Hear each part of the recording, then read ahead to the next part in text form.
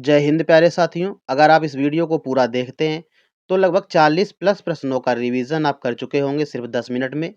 इस वीडियो में सभी प्रश्न सिलेक्टेड और इम्पोर्टेंट लिए गए हैं। अगर आप किसी भी एग्जाम की तैयारी करते हैं तो आप इस वीडियो को पूरा देख सकते हैं। नमस्कार दोस्तों, स्वागत है आपका आपके अपने YouTube channel Rawat study IQ GK पर।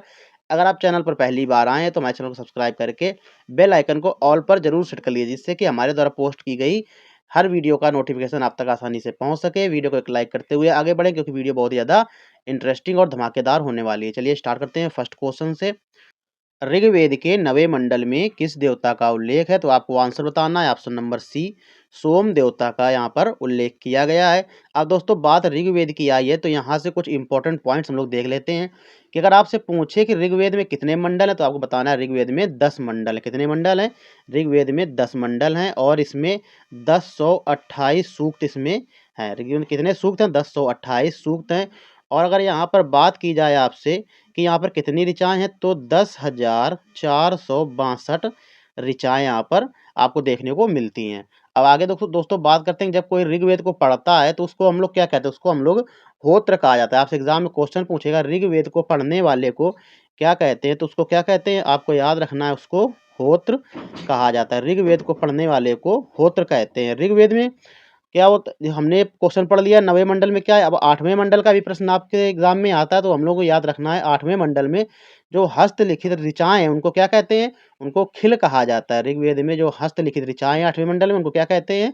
खिल कहा जाता है। आपसे एग्जाम में क्वेश्चन पूछेगा कि ऋग्वेद के कौन से मंडल में हस्तलिखित ऋचाएँ लिखी गई हैं, तो वहाँ पर आपको 8वां मंडल याद रखना है।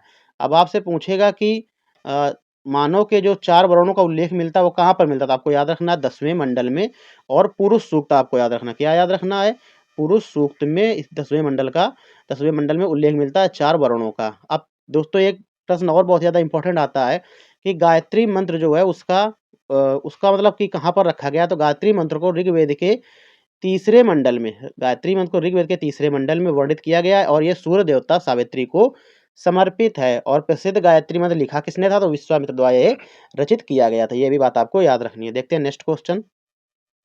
दोस्तों हमने ज़्यादातर क्वेश्चन को ऐसे ही पूरा डिस्क्राइब करके हल कराया है, आपको वीडियो को पूरा जरूर देखना चाहिए। नेक्स्ट क्वेश्चन है हमारा, वायु पुराण किस वंश से संबंधित था? वायु पुराण किस वंश से संबंधित है? तो आपको याद रखना है वायु पुराण संबंधित है गुप्त वंश से। अब इसको याद करने की ट्रिक दोस्तों आप लोग देख लेते हैं कि वायु कैसी, क्या किसी को दिखाई देती है ना?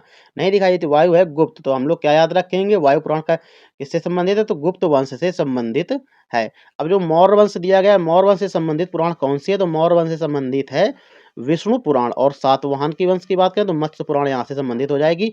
मोस्ट इंपॉर्टेंट सभी क्वेश्चन एग्जाम में पूछे जाते हैं, इतना याद रखना है आपको। नेक्स्ट क्वेश्चन हम लोग देखते हैं।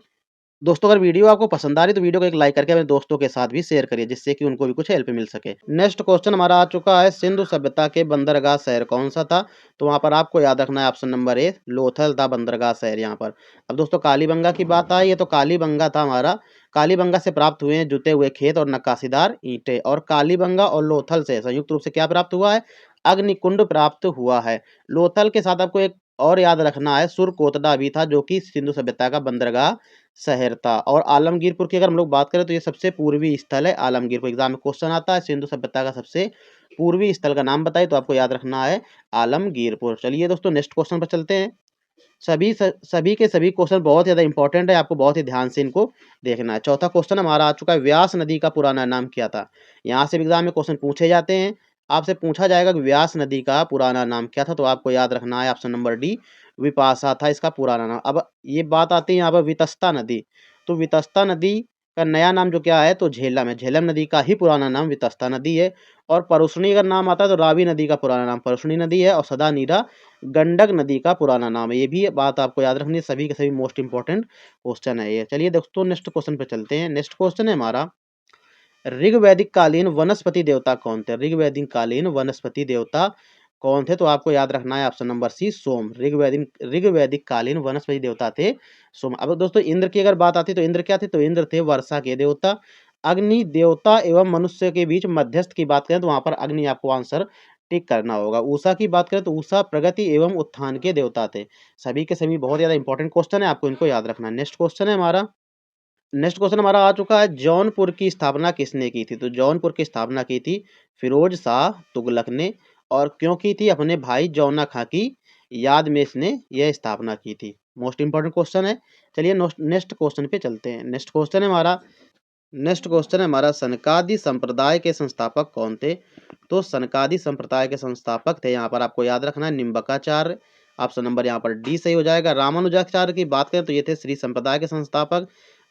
माधवाचार्य थे ब्रह्म संप्रदाय के संस्थापक, और विष्णु स्वामी थे रुद्र संप्रदाय के संस्थापक। मोस्ट इंपॉर्टेंट है। आगे चलते हैं, देखते हैं नेक्स्ट क्वेश्चन। नेक्स्ट क्वेश्चन है हमारा, अकबर को हरम दल से मुक्ति कब मिली थी? तो अकबर को हरम दल से मुक्ति मिली थी 1562 में। और दोस्तों जो 1564 की बात आई, तो 1564 में अकबर ने जजिया कर को समाप्त किया था। 1582 की बात करें तो दीन ए इलाही धर्म की स्थापना की थी, और 1585 में राजधानी जो लाहौर स्थानांतरण की थी अकबर ने। नेक्स्ट क्वेश्चन देखते हैं दोस्तों।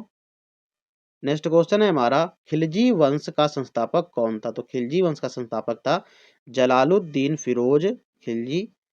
मोस्ट इंपॉर्टेंट क्वेश्चन है। नेक्स्ट क्वेश्चन पर चलते हैं हम लोग। पानीपत की तीसरी लड़ाई कब लड़ी गई थी? तो पानीपत की तीसरी लड़ाई लड़ी गई थी 1761 में। मोस्ट इंपॉर्टेंट है। अगर 1191 की बात करें तो 1191 तराइन का प्रथम युद्ध हुआ था। 1192 की बात करें तो यहाँ पर तराइन का द्वितीय युद्ध हुआ था, और 1760 की बात करें तो यहाँ पर वांडीवास का युद्ध हुआ था। ये सभी के सभी मोस्ट इंपॉर्टेंट युद्ध हैं, आपको इनको याद रखने हैं। दोस्तों नेक्स्ट क्वेश्चन आपके लिए है। क्वेश्चन है हमारा, ऋग्वेद में कितने मंडल हैं? अगर वीडियो को आपने बहुत ही अच्छी तरीके से देखा होगा तो इस क्वेश्चन का आंसर आप जरूर कर पाएंगे। आज के वीडियो में इतना ही, मिलते हैं नेक्स्ट वीडियो में ऐसे ही धमाकेदार प्रश्नों के साथ। तब तक के लिए जय हिंद।